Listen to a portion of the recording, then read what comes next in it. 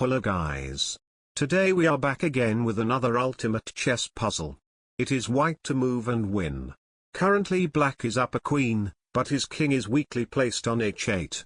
In order to solve the puzzle, we are going to exploit this weakness. In this position, rook h6 is not going to work. It will lead to draw, because of perpetual checks. Thus we need some new idea. I know that some of my viewers are thinking about king f8, with the hope of rook h6 checkmate. But this puzzle is not that simple. After queen takes bishop check, and king f7. Now black strikes with a brilliant move, bishop h5 check. This is the only way for black to stop the mate in the next move. Here white should push his little juicer on g5, with the threat of rook c8 checkmate. But black can stop this threat with the bishop sacrifice. After bishop g6, white has two options. If the king takes the bishop, then queen f8 stops the mating attack. And the resulting position is completely winning for black. Similarly, if the rook takes the bishop, then after queen d2, there is no mate for white. Because the queen is covering the crucial h6 square. White may try to block the queen's path with f4. But that magnificent en passant finishes white's checkmating dream. How elegant. Now return back to few moves earlier. And observe this position carefully. Here white is threatening mate in one with rook h6. And black can stop the mate with queen d2. But if we have a pawn on c3, then there is no queen d2. We will use this observation to solve this puzzle. Hence we will start the puzzle with bishop c3.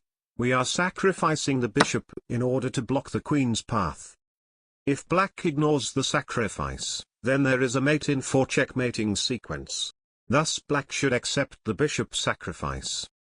Now we will continue with the same move order, similar to the first variation. But this time, there is a big difference due to the c3 pawn. In the first variation, bishop h5 was a brilliant move. But in this variation, it is just an ordinary move. Let's continue with our plan. After rook takes g6, there is no queen d2. Thus black should play king h7. Now white should play rook g4, with the idea of rook h4 checkmate. Here black has two options, but both of them are losing. If black goes for queen d6, then we will witness an epic pawn race. But at the end of the race, white is far better, compared to his counterpart. Here white is threatening mate in 3. If black wants to stop the mate, then he have to trade the queens.